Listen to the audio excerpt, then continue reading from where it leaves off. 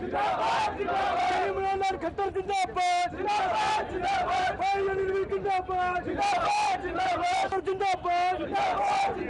भाई अनिल जिंदाबाद, शेर राणा जिंदाबाद,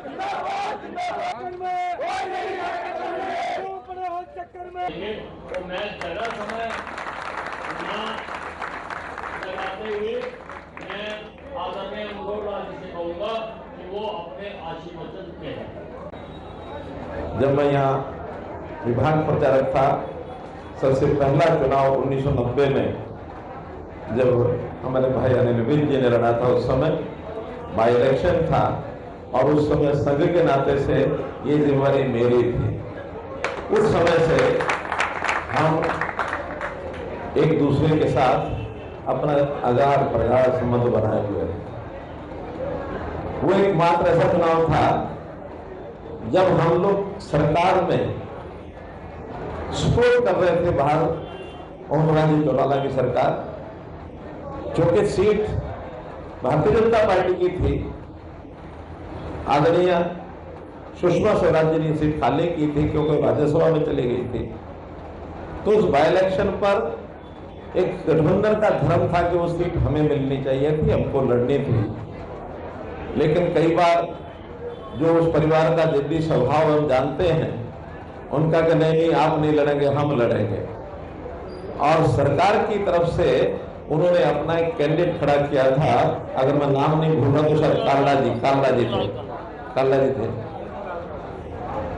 सरकार पूरी ओर खड़ी है, हम बाहर से सपोर्ट करने वाले लोग अपने कैंडिडेट के लिए लगे हुए हैं और उसका परिणाम हम सब जानते हैं कि वो सरकार के विरोध के बावजूद हम लोगों ने अनिल विज जी को जिता करके रिकॉर्ड बनाया।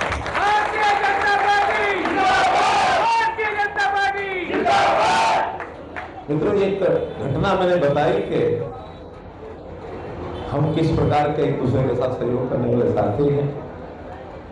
दूसरी निशानी, इनके घर में जो द्वंद्व बचा हुआ है, बापू बेटे का द्वंद्व, कभी शैलजा के साथ पंगेबाजी, कभी और कोई नया शुरू हो जाए, इसलिए ये द्वंद्व भी जनता को पता लग रहा है। और उस महिला को इतना अपमानित ये कर रहे हैं, भले वो हमारी अपोजिशन पार्टी है, लेकिन किसी महिला और वो भी अनुसूचित जाति महिला की उस बहन की बेकदरी अगर होती है तो पीड़ा तो हमको भी होती है। और अब तो मुझे आज किसी ने बताया कि शैलजा के समर्थक कोर्ट में जा रहे हैं क्योंकि जिस भाषा का प्रयोग किया गया वो SC/ST एक्ट में आता है। उस धाराओं में ये इनके खिलाफ कार्रवाई भी करने वाले हैं क्योंकि उनके तमाशे हम देखते रहे हैं। उनका एक और प्रधान अनुसूचित जाति का था, उसको चोटें मारी, उसको अस्पताल में भर्ती होना पड़ा। इनकी पार्टी का प्रदेश अध्यक्ष, बाद में उसने भी हमारे पास आकर के राहत की सांस ली। कौन है वो? और आज तो हमने इस बहन को भी कह दिया है। अभी अपना संकल्प पत्र आया है, कांग्रेस का भी अपना कुछ एजेंडा उन्होंने तय किया है। बिना हिसाब किताब के वो एजेंडा तय करते हैं, ये नहीं सोचते हैं कि हम जो कह रहे हैं उसको पूरा कर पाएंगे कि नहीं कर पाएंगे। पंजाब पूरा नहीं कर पाया, हिमाचल पूरा नहीं कर पाया, कर्नाटक पूरा नहीं कर पाया। जब उनकी कांग्रेस की सरकारें राजस्थान में बनी थी वो सारे मुकर गए, जब उनकी छत्तीसगढ़ में बनी थी सब मुकर गए। हम अपना हिसाब किताब लगा के, मैं तो स्वयं चूंकि मुख्यमंत्री जब था तो वित्त मंत्री भी था, वित्त मंत्री होने के नाते हिसाब किताब आना पाई लगा के चलता था। मैं बहुत हमारे ऊपर चाहे विज साहब भी कई बार कह देते थे ये और बढ़ा दो, कोई बात नहीं। मैंने कहा विज साहब पैसा कहां से आएगा, लेकिन पैसे की कमी नहीं है।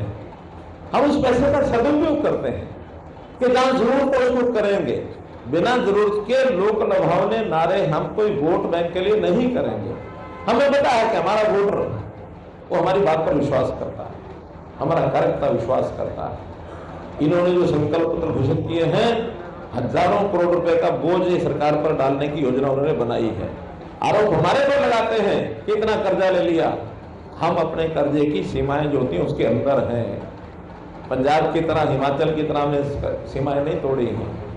हमारी आज पूरे देश में आर्थिक स्थिति बड़े प्रांतों में सबसे अच्छी है। आज हमने भी जो संकल्प पत्र घोषित किया है उसके सारे पहलू पढ़ने लायक हैं। आपको कॉपीज मिल जाएंगे, उसको आप पढ़ना, घर घर जाके बताना। अगर एक उल्लेखनीय उसमें बात है तो हमारे समाज की ऐसे परिवार जिनका गुजारा थोड़ा कठिन होता है, ऐसे परिवारों के लिए हमने महिलाओं के खाते में हर महीने 2100 रुपया डालने की बात की है।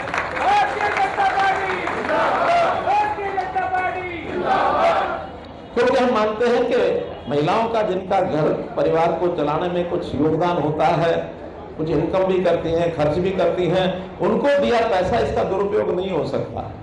ठीक जगह लगाएंगी। कभी कभी पुरुषों पर अविश्वास हो जाता है कि उनके हाथ में जाएगा तो पता नहीं क्या करेंगे। ऐसा नहीं है कि मेरा पुरुषों पर भरोसा नहीं है, पुरुषों पर भी भरोसा है। फिर भी ये विवाहित परिवार जो होते हैं ना, उनमें कहीं कहीं गड़बड़ भी सुनने को मिलती है। अब वो विषय बेग साहब के और मेरे लिए लागू नहीं होता है।